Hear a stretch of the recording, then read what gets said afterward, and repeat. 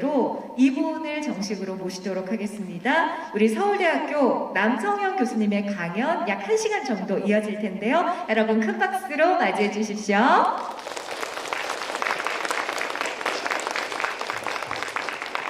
예, 여러분 반갑습니다. 서울대학교 지구환경과학부 남성현입니다.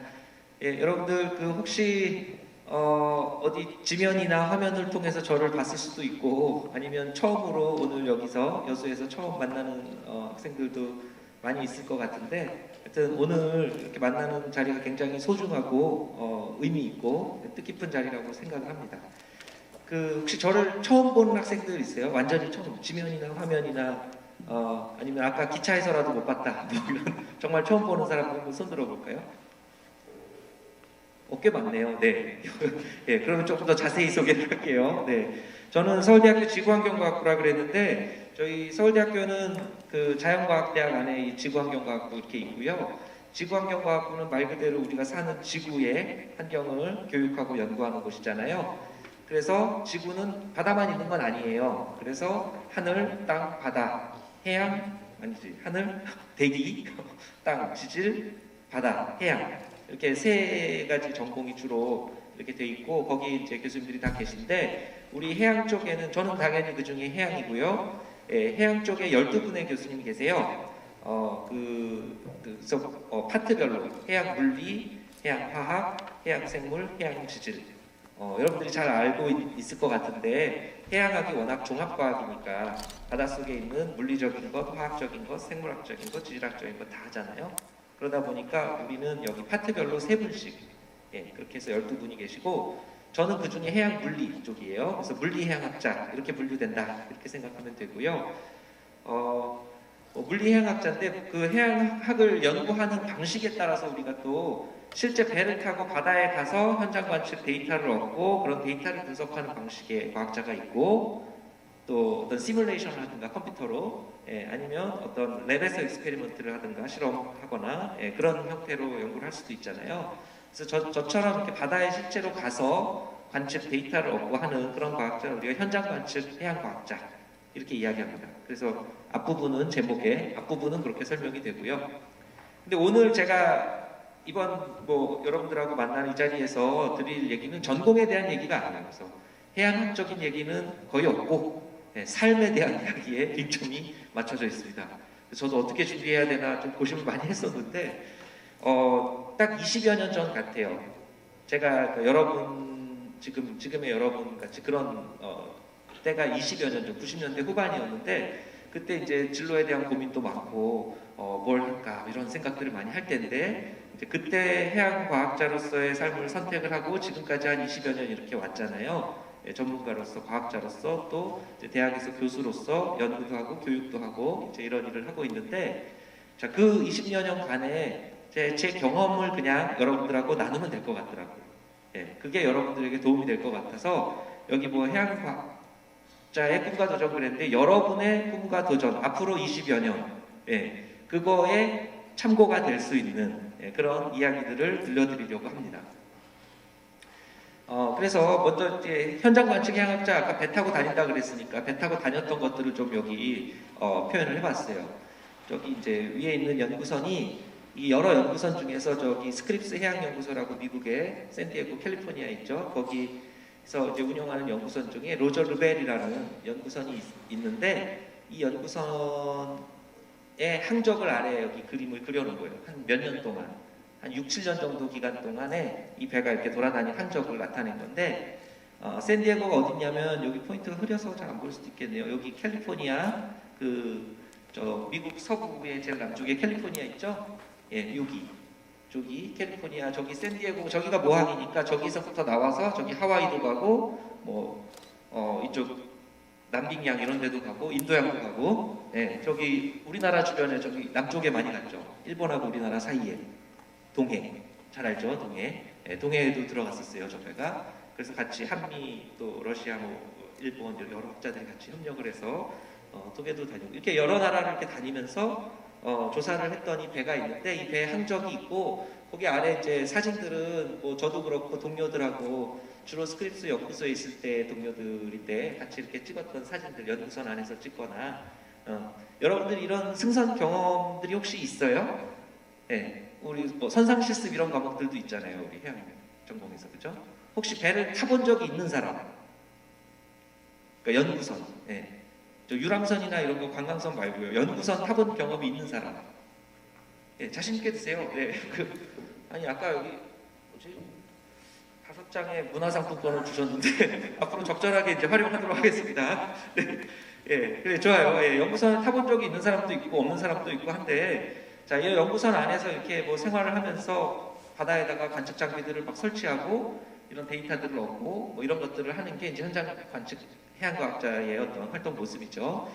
여기에 한번 제가 그 20여 년간 다녔던 그 활동 범위를 좀 이렇게 표시해봤어요.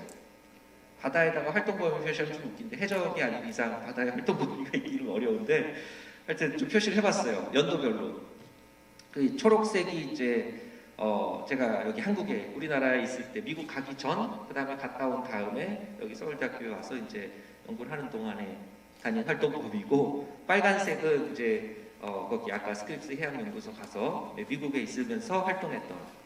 그러니까 2008년에 제가 미국 갔거든요. 2008년부터 2014년은 저기 캘리포니아 앞바다부터 저 북쪽에는 그 알래스카 있는데 그 저 남쪽에는 남태평양에 그 프렌치 폴리네시아 그 프랑스령 섬들 많은 보라보라 섬 있고 한 거기에요.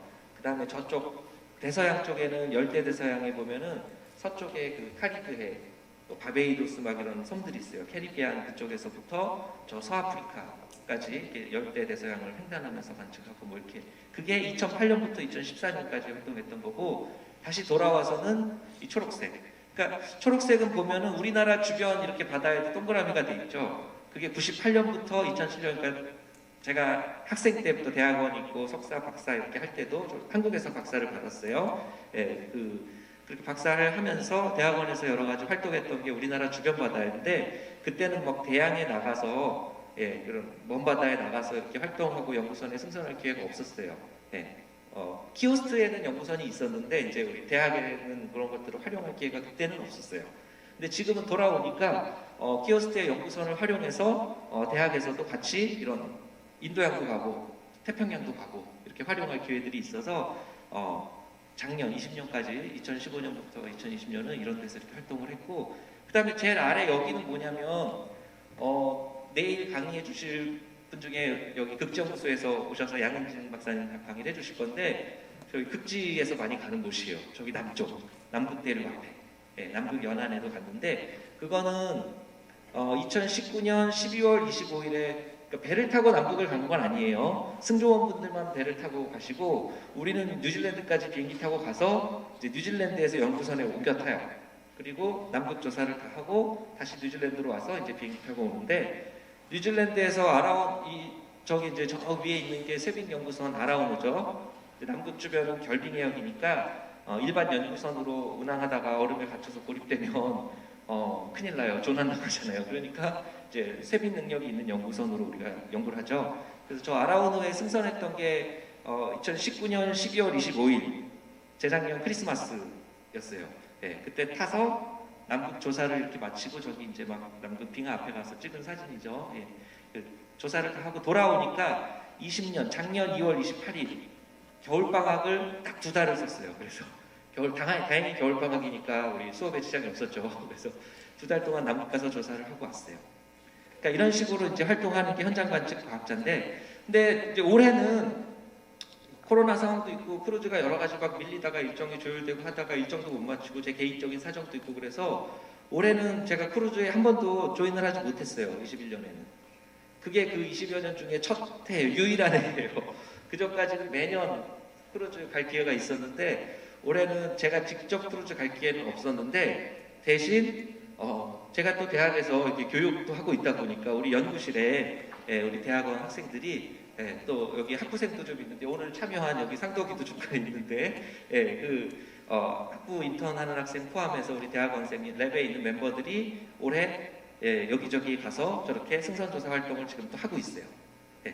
그래서 지금 여기 인도양에 있는 이 두 친구는 지금 이사고, 그 저기 맨 위에 보면은 산학연 전문가들 공동 활용 활성화 그랬는데, 그게 뭐냐면 연구선을 키오스트 한국해양과학기술원에서 운영하지만 이거를 대학에 있거나 산업체에 있거나 이런 분들이 같이 활용할 수 있도록 그런 공동 활용 제도를 만들었어요. 그래서 키오스트에서 그런 서비스를 해주고 있는데 그 기회에 저희도 얻어서 여기 같이 인도양에 가서 저 이사고라고 부르는 여기 5,000톤급의 큰 연구선에 승선해서 지금 이 두 친구는 인도양에서 지금 이미 출항해서 모리셔스를 떠나서 며칠 전에 이렇게 모리셔스에 나와서 지금 이제 출항해서 가고 있다고 이렇게 들었고요.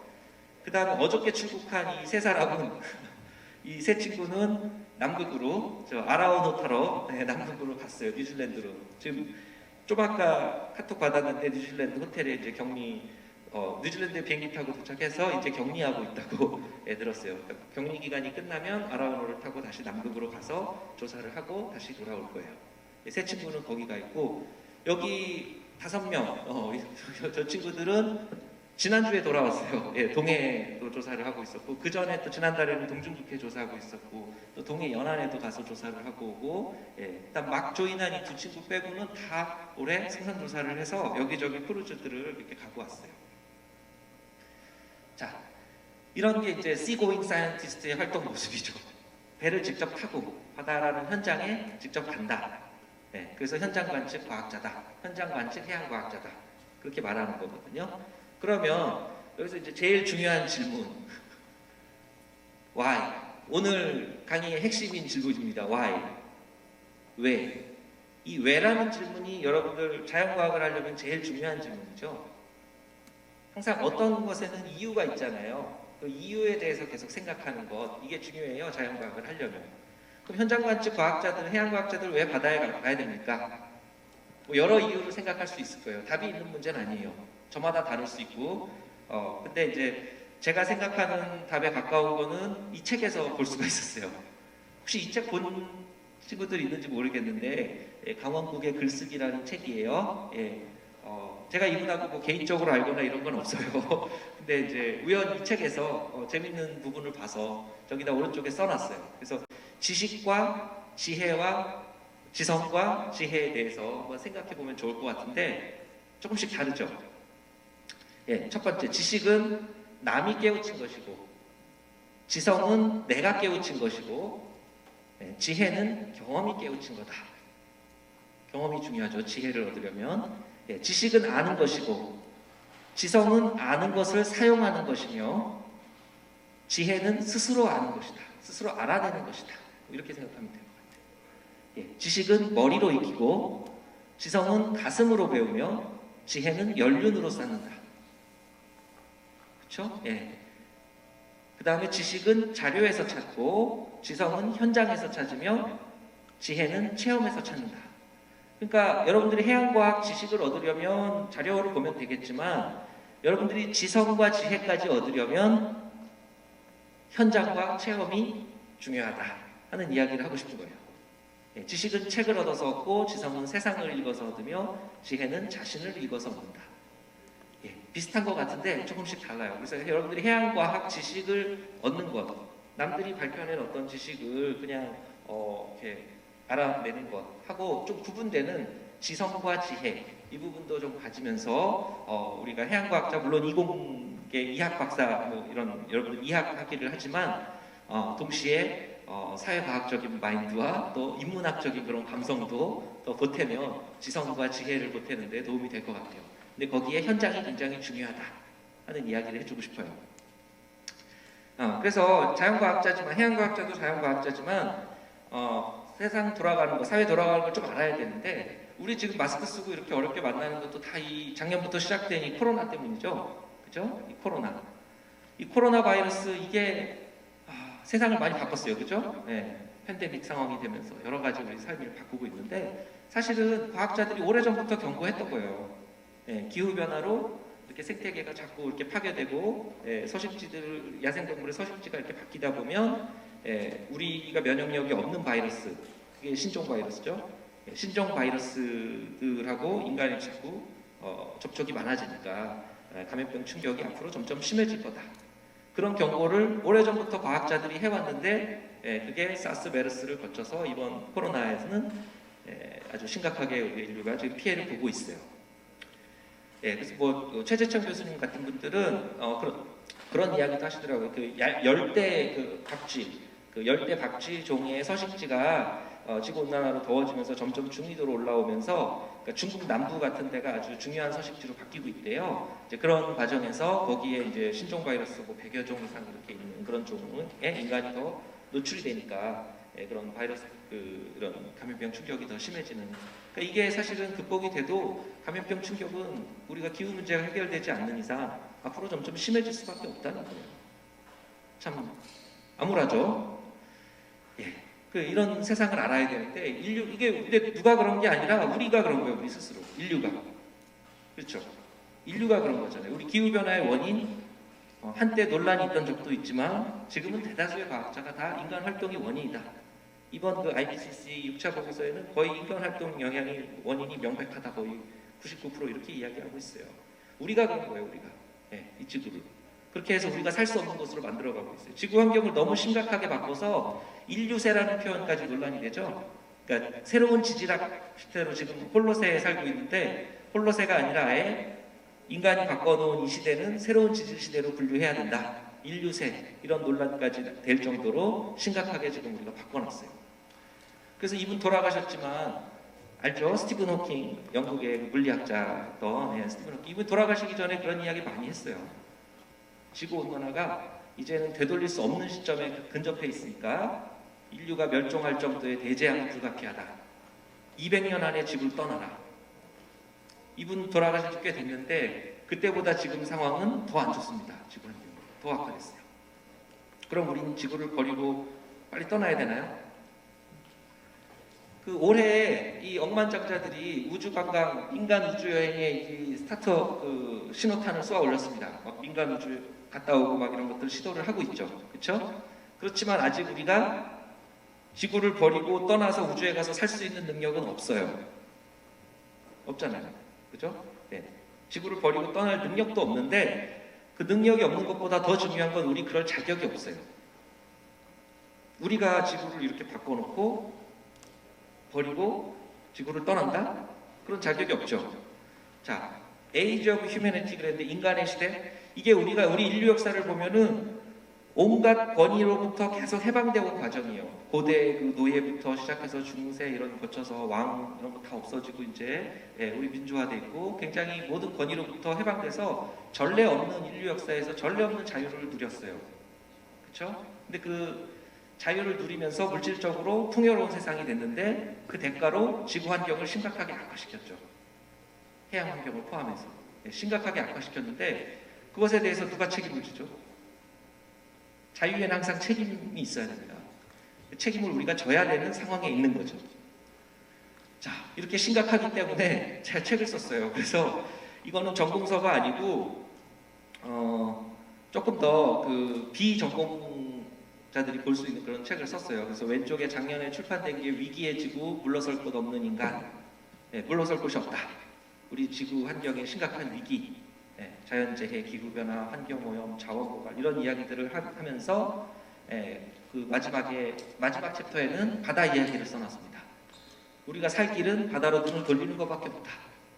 그 이야기를 저 책에 써놨어요. 그 아래에 있는 책은 몇 달 전에 나온 건데 2도가 오르기 전에 그 중에서도 특히 기후 문제 최근에 아주 그 피부로 느낄 정도로 심각하게 지금 받아들여지고 있는데 기후 위기라고 하는 이 기후 문제 기후가 원래 어떤 것이었고 이것이 어떻게 변하고 있는지 하늘과 땅과 바다와 얼음 지구를 구성하는 곳들이 각각에서 어떤 일이 벌어지는지 그런 것들을 근데 2도가 오르기 전에 우리 티핑 포인트라고 그러잖아요. 1.5도, 2도 이런 것들이 올라가면 그 다음에 돌이킬 수 없다.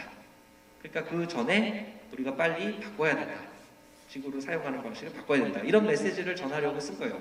그래서 여기 과학책인데 과학적인 내용을 떠나서 전달하려는 메시지는 더 간단합니다. 저기 오른쪽에 있는 것처럼 여러분들이 아마 제 책은 안 봤어도 이 오징어 게임은 봤을 것 같아서 이걸 가져왔는데 자 오징어 게임의 그 오일남 배우가 했던 대사 이러다가 다 죽어. 요새 많이 알려져서 잘 알잖아요. 그죠? 제발 그만해나 무서워. 그러니까 이 전하려는 메시지가 이겁니다. 20세기 우리 방식의 발전 제발 그만하라는 이야기입니다. 지구 환경에 더 이상 대가로 이렇게 할 수는 없다.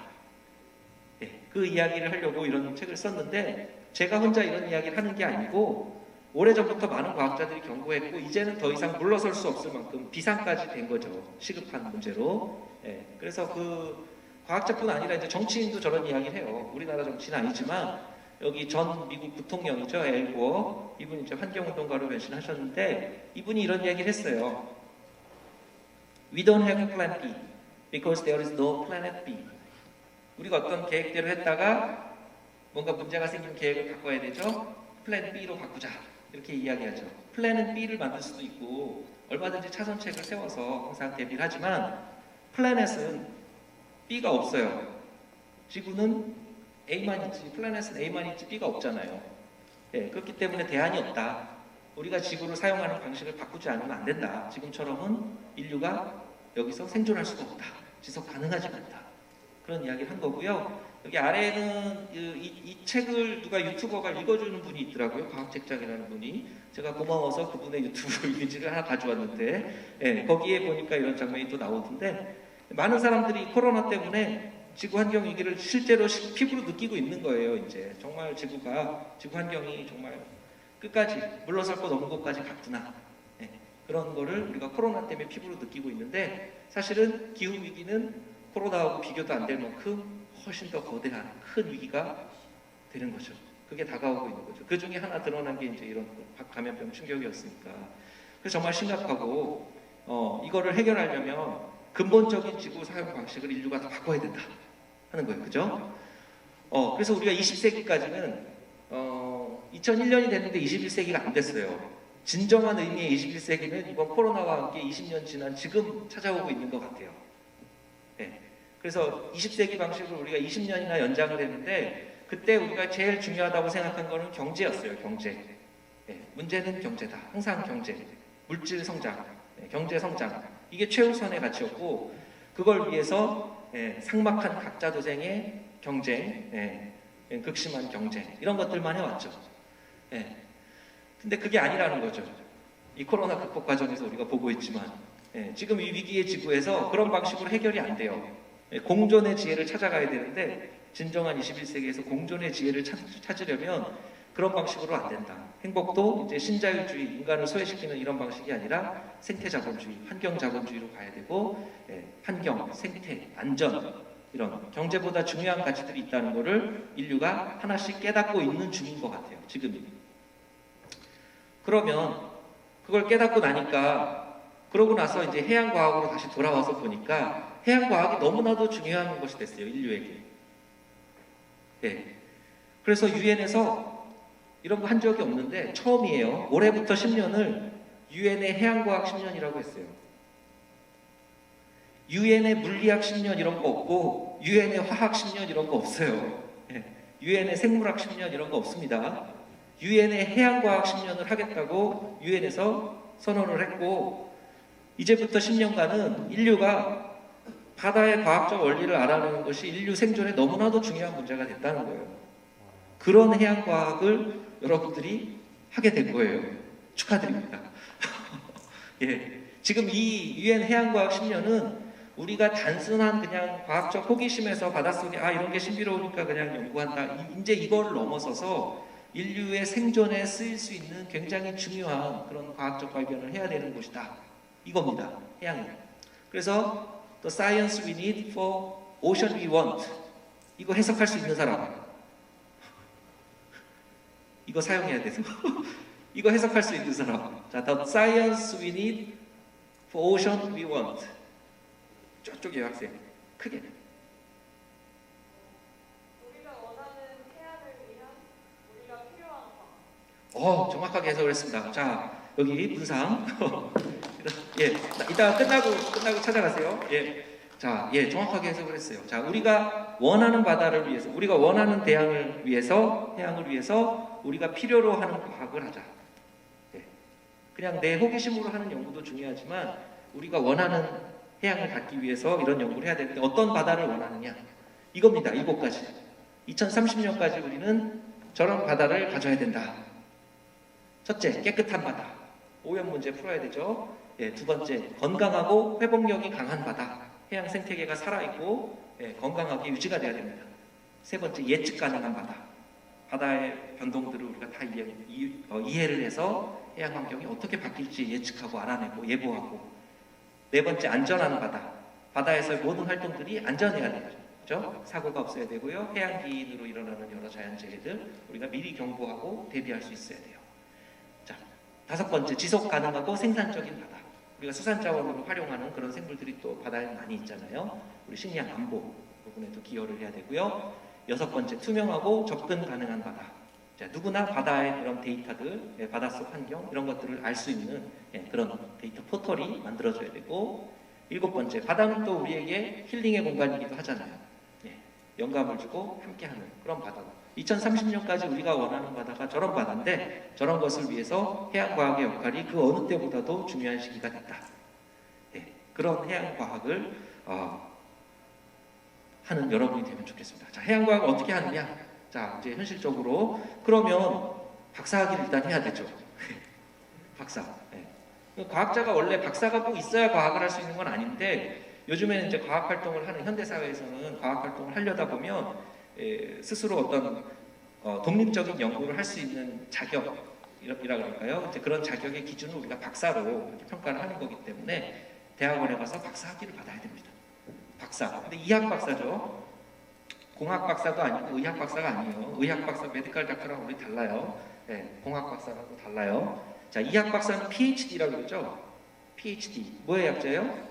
여기 필라소피의 닥터, 닥터 오브 필라소피. 철학 박사입니다. 철학 박사.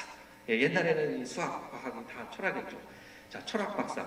철학적으로 좀 생각을 할 수 있어야 돼요. 그게 이제 공학하고도 다른 건데, 철학적인 깊은 사유, 그걸 위해서 오늘 여러 가지 여러분들의 철학을 생각해 볼 수 있는 그런 옛 성현들의, 남성현 말고 옛 성현들의 그 글을 조금 가지고 왔어요.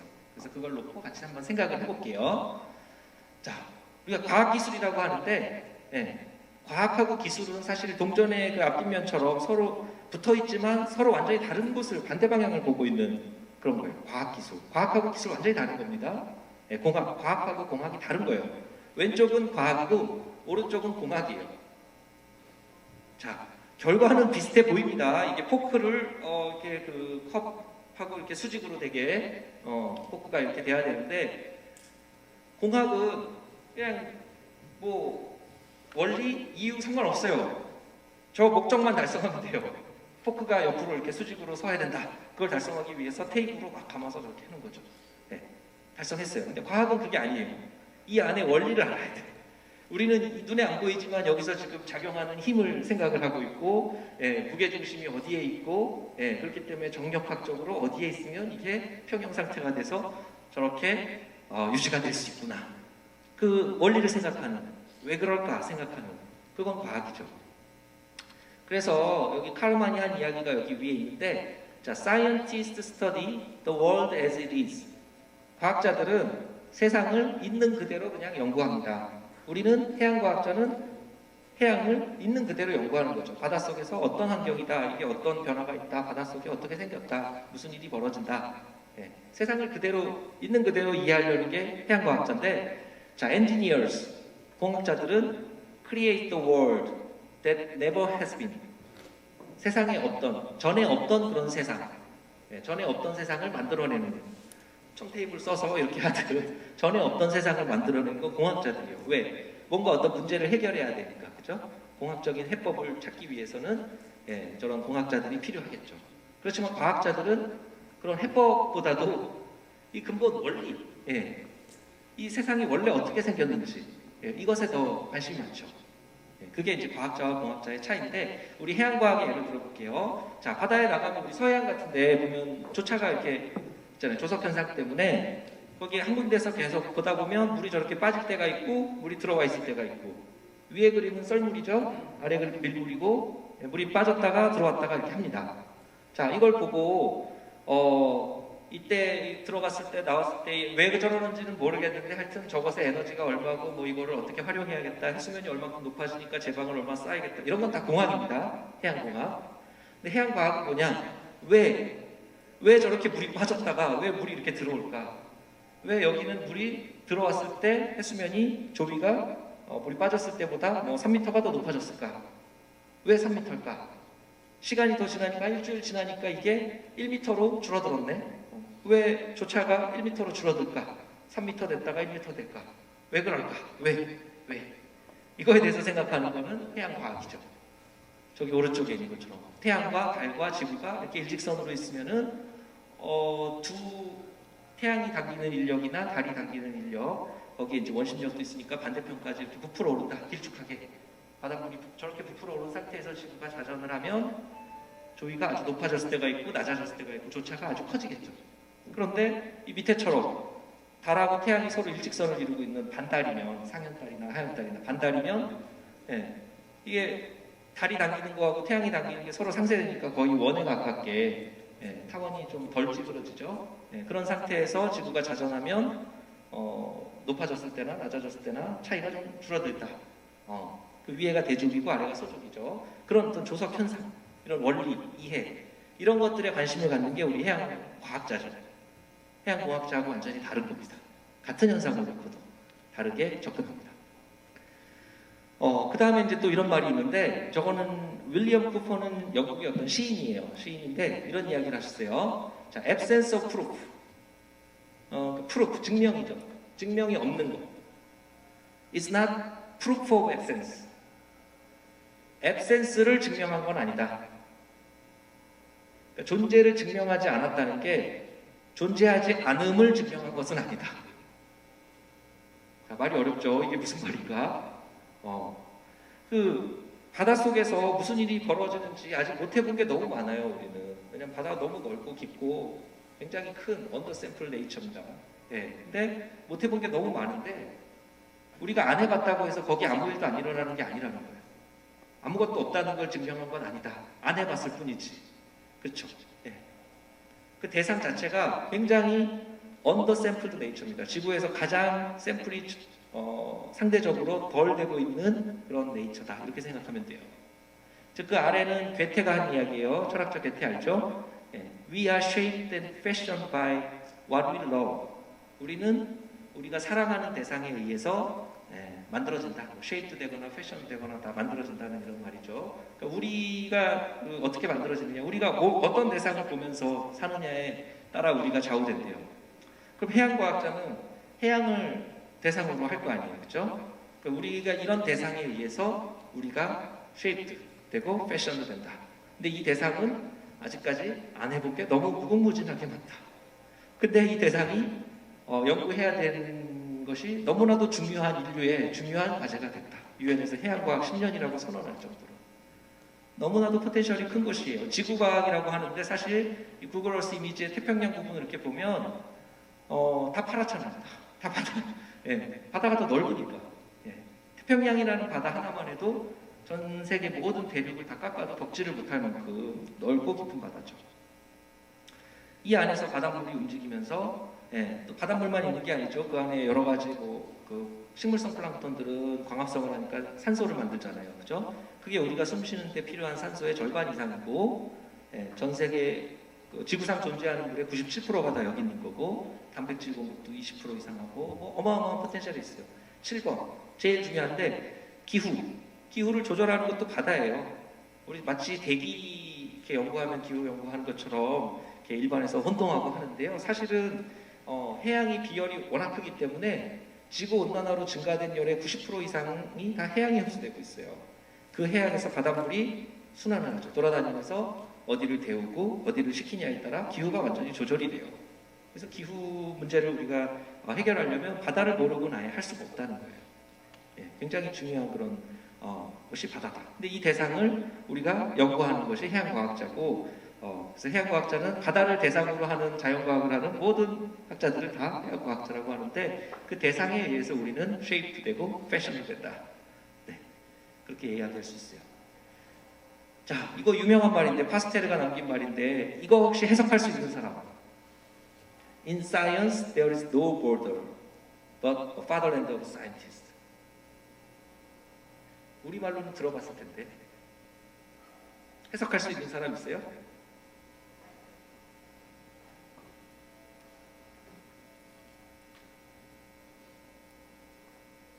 뭐 틀려도 좋아요. 도전해보는 거지.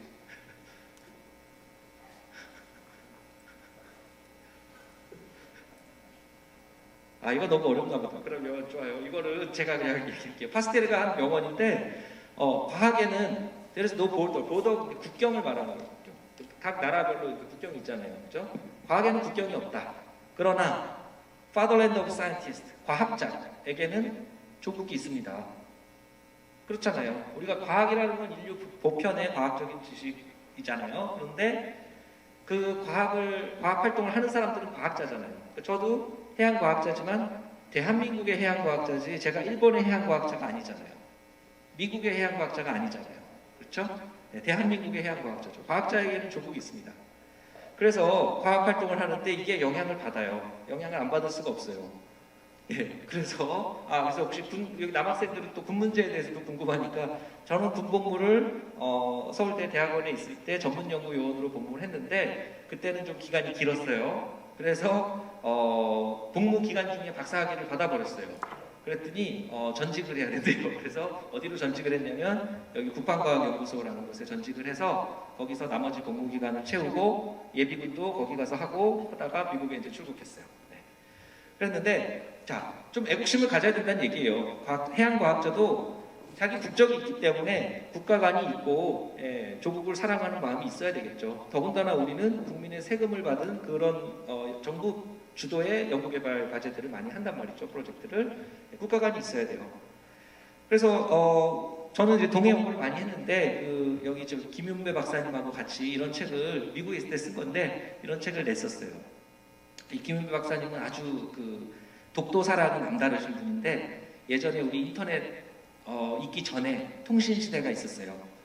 천리안이라는 이 통신 거기에 독도 사랑 동호회를 만들어서 당시부터 독도 활동을 지금까지도 꾸준히 하시는 지금 김윤배 박사님은 그 키오스트 한국해양과학기술원의 동해연구소의 울릉도 독도 해양과학기지 대장으로 계세요. 그래서 김 대장님하고 제가 미국에 있을 때 그때는 이제 김 대장님이 아니셨는데 하여튼 같이 이런 책도 쓰고 했는데 뭐 왜 이야기를 하고 싶은 거냐면 동해 일본해가 아니고 동해라고 이야기하잖아요. 일본 해양학자였으면은 동해라고 안 불렀겠죠. 예. 한국 해양학자니까 동해라고 부릅니다. 근데 우리나라에서 이 동해가 남다른 의미가 있어요. 애국가 1절의 첫 단어가 동해물이잖아요. 동해물을 연구하는 사람들로서 이거는 정말 국민들이 정말 남다른 관심을 갖고 있는 대상을 다룬다 하는 거를 생각을 해야 됩니다. 국가관이 좀 있어야 돼요. 그래서 실제로 우리가 국제적으로 여러 활동을 할 때 동해 명칭 이스트시라고 표현을 해서 여러 가지 문건에 이렇게 씁니다. 그래서 위에는 이제 국제 우리 기구 활동을 할 때 우리가 이렇게 표현하는 방식인데 오른쪽에 있는 저 부분을 여기 이스트시 괄호 열고 재팬시 이렇게 해놨잖아요. 일본 학자들은 저렇게 안 쓰거든요. 시 오브 재팬 또는 재팬시 이렇게 단독 표기만 하지 저렇게 안 써요. 근데 우리 이렇게 쓰고 또 이런 동해하고 황해, 동중국해 이런 것들을 모아서 우리나라 주변 이 연해에 대해서 하는 프로그램 이름을 이스트라고 지었어요. 이스트는 이스트 에이시아 시스 타임 시리즈의 약자인데 동아시아 연해 시계열 프로그램 이렇게 프로그램 이름을 지은 거예요. 공식적인 국제기구의 프로그램 이름이 이스트예요. 그래서 일본 학자들도 이스트 프로그램이라고 불러야 되게 이렇게 만들어놨어요. 그리고 우리 2016년에 스프링거사에서 출판된 이 책 동해의 해양학이죠. 동해의 해양학이라는 이 책에 역시 이스트시 괄호 열고 재팬시 이거 한국 학자들이 우리나라 해양과학자들이 주축이 돼서 만든 책이라서 특히 이렇게 표기를 했어요. 이거는 지금 논문인데 우리 1저자는 우리 연구실에서 석사학위를 하고 지금 한국해양과학기술원 가 있는 친구고 2저자는 지금 연구실에서 박사학위를 받은 학생이고 3저자는 저예요. 셋이서 쓴 논문이 작년에 출판된 논문인데 여기 논문의 제목에도 보면 여기 이스트시, 재팬시 이렇게 돼 있잖아요. 그죠? 동해 표기를 저렇게 하겠다는 거예요. 그래서 논문들마다 우리는 동해가 나오면 저런 식으로 표기를 합니다. 과학자에게는 조국이 있어서 그래요. 또 여기 초록에 보면은 독도 아비살 커런트라는 표현이 있는데 DAC 독도 아비살 커런트 다케시마 아비살 커런트가 아니고 독도 아비살 커런트라고 우리가 국제적으로 이름을 먼저 지은 겁니다. 해류 이름을. 그럼 일본 학자들이 먼저 이렇게 불렀으니까 우리가 이거는 여기가 울릉도고 여기가 독도인데 그 사이에 독도 쪽에 이 서쪽에 심층에 북향하는 이런 흐름이 지속적으로 흘러가는 게 있어요. 그 빨간색 이게 이제 우리가 독도 심층해류라고 예전에 우리나라 과학자들이 먼저 이렇게 부른 건데 그래서 우리도 독도 심층해류라고 부르는 거죠. 다케시마 심층해류가 아니고 예, 과학자에게는 조국이 있습니다. 네. 그런 이야기도 있고 그 다음에 이번에는 아인슈타인인데 요거는 해석할 수 있을 것 같은데 한번 기다려 볼게요. 자, as far as the laws of mathematics refer to reality. 리얼리티는 현실이고 laws of mathematics는 뭐 수학 법칙이라고 해도 되겠지만 그냥 이론이라고 생각하면 돼요. 이론. 이론과 리얼리티 실제. They are not certain, and as far as they are certain, they do not refer to reality. 아인슈타인이 한 이야기예요. 자, 이거 해석할 수 있는 사람.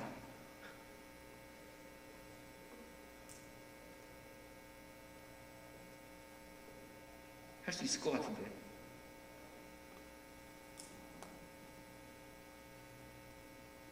네, 거기 남학생. 네.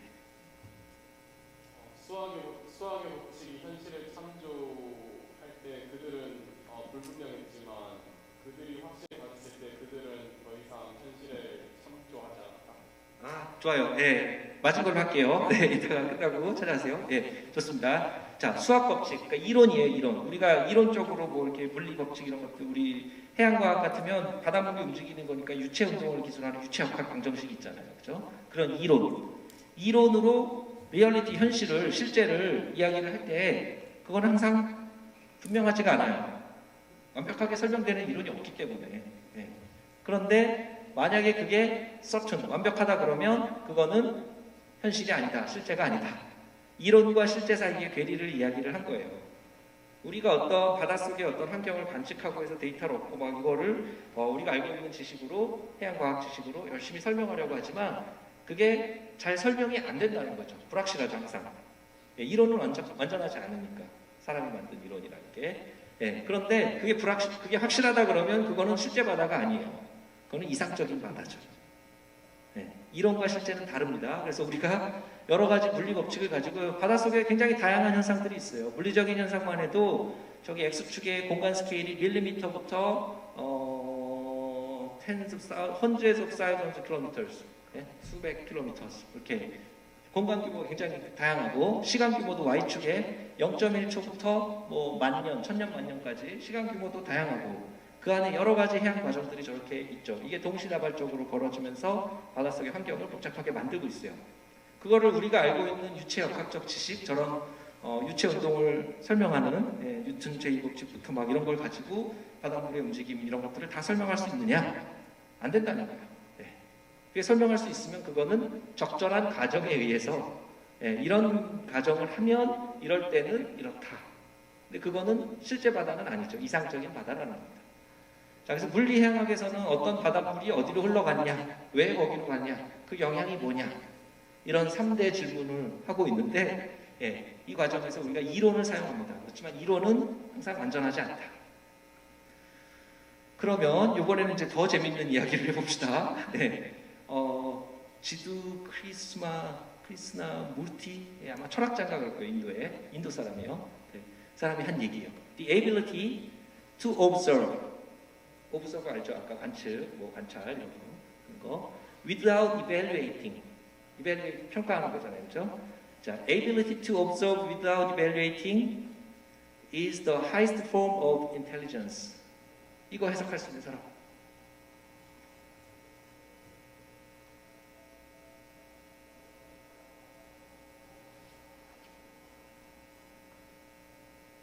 해양 영어 시간이 됐습니다.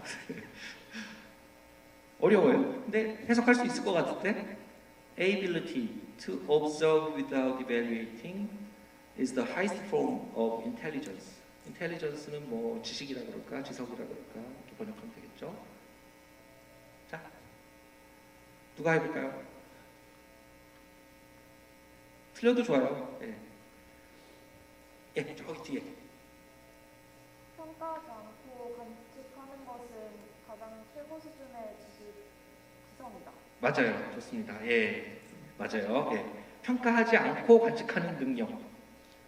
그러니까 우리가 해양 관측 데이터를 얻는데 이 데이터를 가지고 막 분석하고 해석해서 어떤 뭐 과학적인 원리를 찾아서 이론으로 설명하려고 여러 가지 시도하고 해서 논문으로 발표하고 하는 것도 중요하지만 이 관측하고 이런 분석을 하지 않는 그 관측만 하는 그 자체가 고도의 최고의 지성입니다. 예, 관측 활동이 이렇게 중요해요. 이 철학자의 말을 빌으면 그 아래 베테도 비슷한 말을 했어요. 요거는 좀 쉬우니까 너무 많은 사람들이 지원할 것 같아서 요거는 그냥 이야기할게요. 자, thinking is more interesting than knowing. thinking, 생각하는 거는 knowing, 아는 것보다 더 재밌다. 예, 아는 것보다 생각하는 게 더 재밌다는 얘기죠. 그렇지만 but less interesting than looking. 그렇지만 보는 것만큼 재밌진 않다. 보는 게 제일 재밌다는 거죠. 예. 아는 것보다 생각하는 게 더 재밌고 생각하는 것보다 보는 것이 더 재밌다. 괴테도 그런 말을 했어요. 자, 그래서 관측 자체가 굉장히 중요한 의미가 있는데 해양에서 바닷속에 이런 바다라는 해양이라는 이런 네이처가 어떻다는 것을 정확하게 기술할 수 있는, 디스크립션 할 수 있는 그 자체가 굉장히 과학적으로도 중요한 부분이에요. 꼭 이걸 해석하지 않더라도 이거는 이런 원리에 의해서 이렇게 된 거야, 이건 이런 거야 라고 하지 않아도 그런 평가 없이 그대로 바다에서 관측한 데이터를 그대로 세상에 공개하는 이거 자체가 굉장히 귀중한 그런 활동입니다. 그래서 우리 데이터 퍼블리케이션이라고 그러는데 우리 관측 데이터를 그대로 퍼블리시해서 이렇게 잘 정리해서 그 세상에 공개를 해서 DOI죠, 디지털 오브젝티브 아이덴티파이어, 저런 DOI 번호를 부여받는 이런 것들을 하고 있어요. 그래서 올해도 우리가 작년에 시니어에 이렇게 출판한 건데 EC1이라는 이 무어링이 있어요. 여기가 어디냐면 울릉분지죠, 울릉분지. 여기가 울릉도고 여기가 독도고 울릉도 독도 사이에 지금 이렇게 빨간색 뭐 여러 개가 있는데 그 한가운데 이렇게 동그라미 쳐놨잖아요. 예, 거기가 어디냐면 여기예요.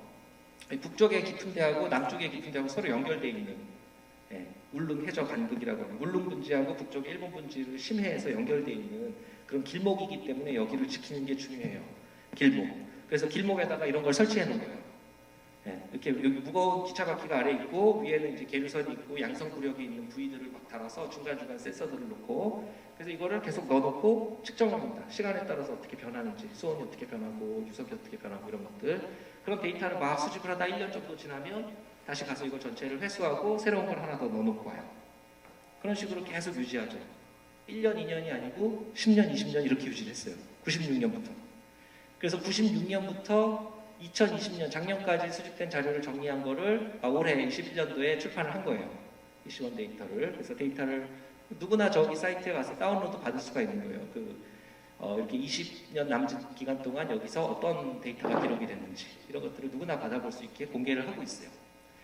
이게 지금 작년 11월에 이렇게 바꾼 게 24번째였고 올해도 사실은 바꿨는데 25번째가 지금은 들어가 있어요.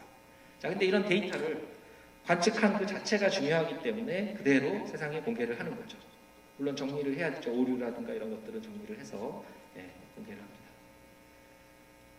그 다음에 이것도 너무 쉬워서 이거 하면 안 될 것 같은데 자, think globally, act locally 알죠? think globally 전 지구적으로 생각을 하고 act locally 행동은 지역에서 하는 거죠. 각자 자기 지역에서 로컬하게 자기 위치에서 행동을 하지만 우리가 생각은 전 지구적으로 해야 되겠죠. 자, 우리가 울릉도 독도 사이에다가 장비를 넣어놓고 우리 주변 바다에 대해서 열심히 관측하지만 그 관측 결과를 우리가 생각할 때는 전 지구적으로 생각해야 된다 하는 이야기예요. 그 다음에 헬렌 켈러가 한 이야기도 Alone we can do so little. 혼자서는 아주 조금밖에 못합니다. 근데 together we can do so much. 다 같이 하면 엄청나게 많은 걸 할 수가 있습니다. 그래서 네트워크가 중요해요. 글로벌 네트워크. 그래서 해양 관측 커뮤니티도 전 세계 해양 관측을 하는 과학자들이 다 연대해서 네트워크로 활동을 하고 있어요. 그래서 지금 해양 관측 커뮤니티에서는 10년에 한 번씩 큰 학회를 하는데 이 해양 관측에서 제일 큰 학회죠.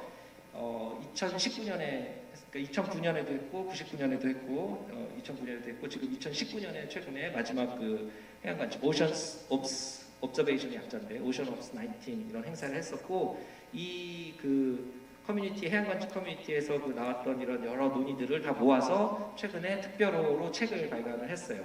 그 Frontiers in 마린 사이언스라는 저널에 볼륨으로 논문집으로 형태로 해서 책으로 발간했고 거기에는 79개국의 2,500명 이상의 저자들이 다 참여를 해서 총 140편의 백서를 발간을 한 거예요. 그래서 여러분들이 해양 관측에 관심이 있다. 그럼 여기 140권의 백서를 쫙 읽어보면 앞으로 10년간 해양 관측 어떤 방향으로 가고 있고 어떤 것이다 다 이해할 수가 있습니다. 아주 자세하게.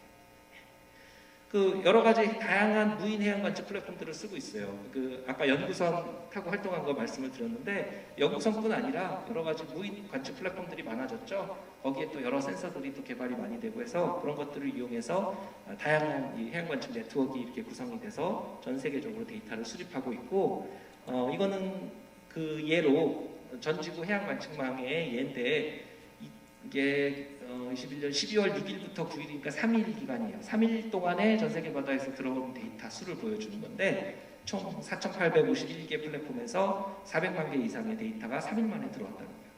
지금 이런 관측, 해양 관측이 있었던 적이 인류 역사에 없었어요. 지금 해양 관측 능력이 이렇게 비약적으로 발전해서 과거에는 우리가 챌린저 혹시 들어봤을 것 같은데 챌린저로 이렇게 해양 탐사 검선이죠. 이렇게 바람과 해류의 힘을 이용해서 탐사하고 할 때는 전 세계 탐사하고 오는데 4년 걸렸어요. 거의. 4년 동안 한 번 배가 지나간 자리만 관측한 거잖아요. 그것도 아주 조악한 그런 관측 툴로. 그런데 지금은 엄청나게 해양 관측 기술이 발달해서 이렇게 3일 만에 400만 개 이상의 데이터가 전 세계 바다에서 들어올 정도로 우리가 바닷속의 데이터를 막 얻고 있습니다. 본격적인 해양과학을 할 수 있는 그런 시대가 되고 있는 거죠. 아까 그 이시원 울릉도 독도 사이의 계류서 보여드렸는데 그것도 전 세계 네트워크에 이렇게 포함이 돼 있어요. 그래서 파트 오브 글로벌 네트워크를 했는데 전 세계에 저렇게 고정된 위치에 아까 기차 바퀴 같이 무거운 거 두고 계류해서 제자리에 두고 시간에 따른 변화만을 기록하는 그런 관측들의 네트워크가 있어요. 그게 오션 사이트라는 네트워크인데 거기에 보면 이렇게 수백 개의 그런 핵심적인 키가 되는 위치에서의 시계열 관측하는 위치들 이렇게 표시를 해놨고 울릉도 독도 사이에 우리나라 동해에도 저렇게 이시원이 표시가 돼 있어요. 자, 그 다음에 이제 로드 켈빈이 한 이야기인데 이거는 좀 쉽나? 이것도 쉬우니까 이것도 그냥 이야기할게요. With 3 parameters, 3개의 파라미터만 가지고 I can feed an elephant, 코끼리. 나는 코끼리를 피팅시킬 수 있다. 3 파라미터만 있으면 코끼리 피팅시킬 수가 있다. 가능하겠죠. 그걸 더 발전시켜서 폰 뉴먼은 이렇게 얘기했습니다. With 4 parameters, I can feed an element, and with 5, I can make him wiggle his trunk. 이 코를 뭐 이렇게 움직인다는 이런 거죠. 그러니까 파라미터 4개만 있으면 코끼리의 모양을 맞출 수 있고 5개가 되면 얘를 움직이게도 할 수 있다. 네, 그런 거예요. 뭐 소스 코드도 있더라고요. 소스 코드 알로자나 누가 하여튼 이렇게 해놨는데 파라미터 하나, 2개, 3개, 4개 가면서 저기 4개 되면 코끼리 모양이 되죠. 네, 저렇게 만들 수 있다는 거 얼마든지. 그러니까 사실 관측 데이터라는 게 우리 해양 관측할 때도 바다가 어마어마하게 넓고 우리가 모든 시간을 다 커버할 수가 없고 모든 공간을 다 커버할 수 없어요. 관측으로는. 네, 시간과 공간에 제한되어 있는 그런 데이터만 가지고 우리는 이 안에 그림을 그려내야 됩니다. 4점을 가지고 코끼리를 만들든지 5점을 가지고 움직이는 코끼리를 만들든지 제한된 관측만을 가지고 바닷속의 어떤 생각을 하는 거라서 그런 이야기를 한 건데 우리가 아까 모델이 있어야 돼요. 이 바닷속의 어떤 자연 현상을 설명하는 원리, 그게 이제 과학이잖아요. 과학적인 원리가 있어야 돼요. 그게 모델이죠. 그래서 여기 실제 바다의 어떤 환경, 이거는 이제 기상인데 해양도 마찬가지죠. 해양의 어떤 상태라고 생각하면 돼요. S축이 시간이고 시간에 따라 상태가 막 변하는데 실제 네이처는 파란색이라는 거예요. 파란색처럼 높아졌다가 낮아졌다가 뭐 이런 변화가 있는데 이걸 우리가 관측을 해보면 제한된 시간에만 관측이 되니까 관측하면 저 별표처럼 제한된 위치에서는 실제에 가까운 그런 관측값을 우리가 얻었어요. 그렇지만 그 사이에서는 어떻게 변했는지 모르죠. 관측만 가지고는. 그걸 만들어주는 게 모델이죠. 그래서 모델로 만들어 보니까 쭉 올라갔다가 근데 관측치하고 많이 차이가 나요. 그러면 관측치가 더 정답에 가까우니까 관측치에 가깝게 조정해주죠. 그 빨간색 사각형이 어널리시스, 분석값인데 분석을 해서 모델 결과를 시프트 시켜주는 거예요. 그걸 우리가 자료 동화라고 합니다. 자료에 동화시키는 거죠, 모델 결과를. 그래서 모델 결과가 저렇게 나와서 또 올라갔다가 내려가는데 관측치보다 더 내려갔어요. 그래서 다시 조정을 해줍니다, 빨간색으로. 그리고 그리고 또 저렇게 올라가면 다시 내려주고 저렇게 조정을 자료 동화를 하죠. 그 자료 동화를 하려면 모델이 있어야 돼요. 그래서 모델도 중요한 연구의 방법이 될 수가 있는 겁니다. 그렇지만 이제 관측이 좀 더 사실에 가깝기 때문에 관측 자료를 가지고 동화해서 실제 가깝게 바꿔주는 이런 연구를 또 합니다. 요거는 한번 또 해석해 보면 좋을 것 같은데, 자, 그 creativity is not the finding of a thing, but the making something out of it after it is found.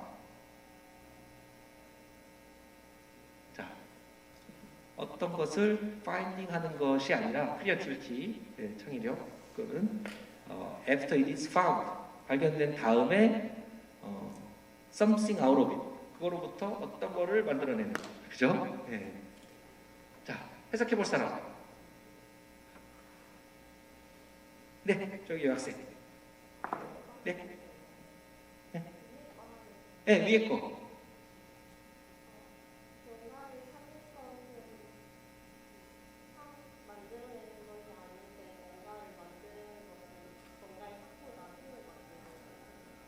뭔가 약간 뭔가 한대 할지 맞는 걸로 일단 하겠습니다. 뭔가 근데 잘 안 들리기도 했고, 예, 그랬어요. 좋아요. 예, 그러니까 크리에이티비티라는 게 우리가 뭐 창의력, 창조력, 과학을 하려면 우리가 새로운 걸 만들어내니까 새로운 걸 만들어내는 그 능력이 우리 크리에이티비티잖아요. 근데 그 크리에이티비티가 뭔지를 정의한 거예요. 어떤 것을 찾아내는 것이 아니라 어떤 것이 발견된 다음에 그걸로부터 뭔가를 끄집어내는 것이다.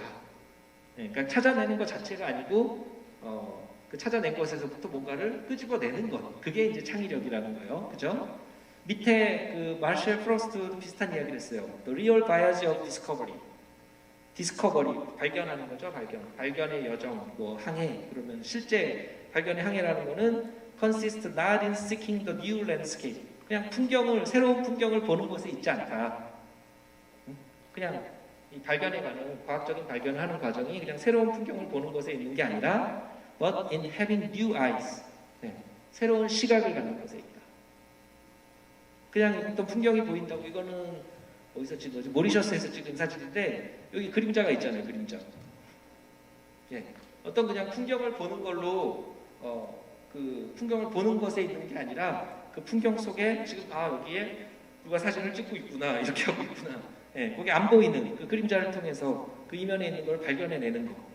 예, 그게 어떻게 보면 과학적인 발견, 창조의 진짜 바이어즈라는 거죠. 자, 그래서 아까 그 예로 다시 돌아가 보겠습니다. 아까 그 지훈이 논문인데 여기에 보면은 제목에 사우스 웨스턴 이스트 씨는 여기 뭐 동해 남서부 해역 그냥 위치를 나타낸 거니까 그렇고 아비살 커런트는 아까 독도 심층 해류 이런 해류니까 심층 해류니까 아비살 커런트 이렇게 한 거고 앞에 베리어빌리티는 그게 변동이 있다. 인트라 시즈널이라는 거는 시즌이 계절적인 건데 인트라는 이제 계절 간의 변동, 수십 일 정도 시간 규모로 막 이 독도 심층 해류가 세졌다 약해졌다 한다 뭐 이런 거예요. 근데 거기에 저기 색깔로 표시했는데 바텀 트랩드 러스비 웨이브라는 걸 썼어요. 저거는 완전히 이제 교과서에 나오는 이론, 네, 이론이거든요. 어떤 로스비라는 사람 발견한 로스비 파 이론. 저 이론을 가지고 논문 제목에 이렇게 썼다는 거죠. 그게 뭐냐면 아까 관측 때 그 독도 쪽에 보면 심층에 여기 빨간색으로 쓴 거, 빨간색 여기 벡터로 표시한 게 지금 독도 쪽이에요. 저쪽이 울릉도고 이쪽이 독도고 독도 옆에 이렇게 북향하는 흐름이 있다. 아까 이게 독도 심층에 들어가 있잖아요. 평균적으로 이렇게 흐르는데 이게 항상 이 세기가 일정한 게 아니고 이게 강해졌다 약해졌다 한다는 거예요.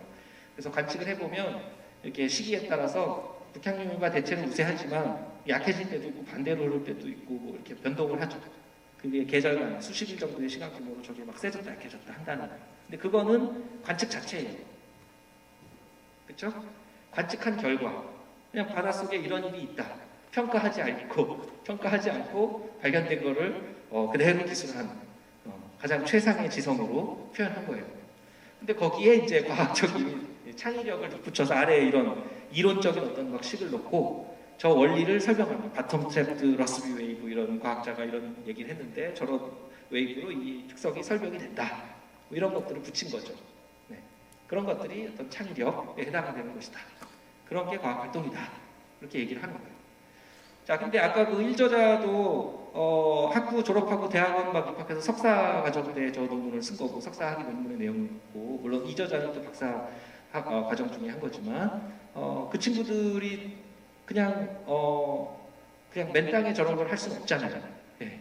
그래서 여러분들이 해양과학을 하려고 그러면 박사학위 받아야 되는데 박사학위 받으려면 대학원을 또 가야 돼요. 그죠? 그래서 대학원을 가는 이유는 뭐냐?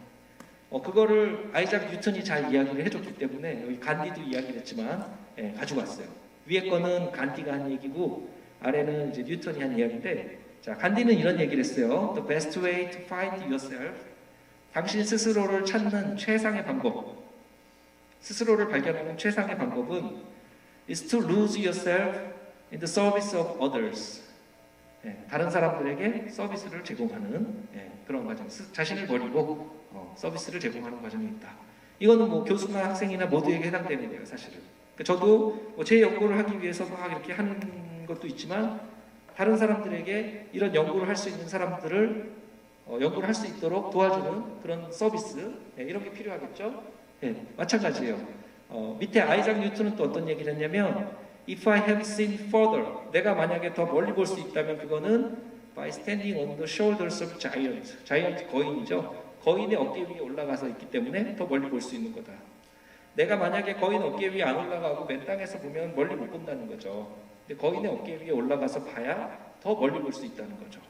저도 그래서 대학원을 가기로 결정을 해서 거인을 하나 찾았고 그 거인을 만나서 대학원에 있는 동안 열심히 그분의 어깨에 올라갔어요. 그래서 그 어깨에서부터 출발하고 이렇게 더 높아지고 또 그 상태에서 또 더 성장을 해야죠. 스스로 거인이 돼야 되니까 그렇게 해서 또 성장하고 그래서 이제는 제 어깨를 내주고 있어요. 그래서 거기에 올라가야 돼요. 그게 바로 대학원 과정이고 그래서 우리가 좋은 지도교수를 만나서 또 그렇게 해야 해양과학을 할 수가 있다 하는 거죠. 그냥 맨 땅에서 하려면 스스로 엄청나게 커야 돼요. 힘들어요. 그래서 하는 얘기였고, 자 이번에는 그 벤자민 프랭클린의 이야기인데, Tell me and I forget. 나에게 말해라, 잊어버릴게. 그죠? 나에게 말해라, 아마 잊어버릴 거야. Teach me and I may remember. 나를 가르쳐라, 아마도 기억할지도 모른다. Involve me and I learn. 내가 참여하게 해라. 그럼 나는 배울 거다.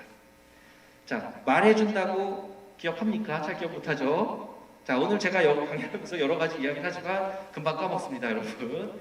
기억 못해요. Teach me. 뭐 수업 시간에 클래스룸에서 가르쳐주죠? 금방 까먹습니다. 기억할 수도 있고 까먹을 수도 있죠. 물론 뒤에서 자기가 혼자 자습을 하면 기억을 하겠죠. 그런데 involve me, 참여를 하면 직접 참여해서 현장에서 체험을 하면 확실하게 배울 수 있다는 거예요. 자, 현장 관측, 승선 조사 기회를 많이 얻기 바랍니다. 해양과학을 하는 어떤 가장 큰 메리트 중에 하나라고 저는 생각을 해요. 현장 관측을 통해서 많이 배울 수 있습니다. 자, 이제 거의 다 왔는데 뭐 제게 주어진 시간이 얼마 안 남아서 피터 드루커의 요거 이야기를 할게요. 요것도 아직 문상 하나 더 남아 있으니까 마지막 하나네. 자, 요거 번역하는 사람한테 마지막 드릴게요. 자, 피터 드루커가 한 이야기입니다. Management is doing things right. Leadership is doing the right things. 매니지먼트는 경영 뭐 이런 거겠죠. 그 매니저들, 이상 매니저들이 하는 일이죠. 리더십은 그야말로 리더십이죠. 리더들이 하는 일이죠. 경영과 리더십이 어떻게 다를까요? 자, 해석할 사람?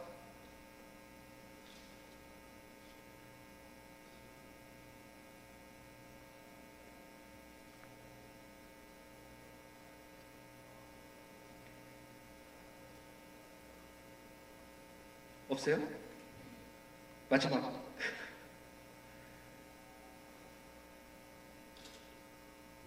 Doing things right. thing들을 right, 옳게 만드는 거. 그 다음에 저기 doing right things는 옳은 일들을 하는 거. 거의 다 해줄 것 같은데. 저기 학생.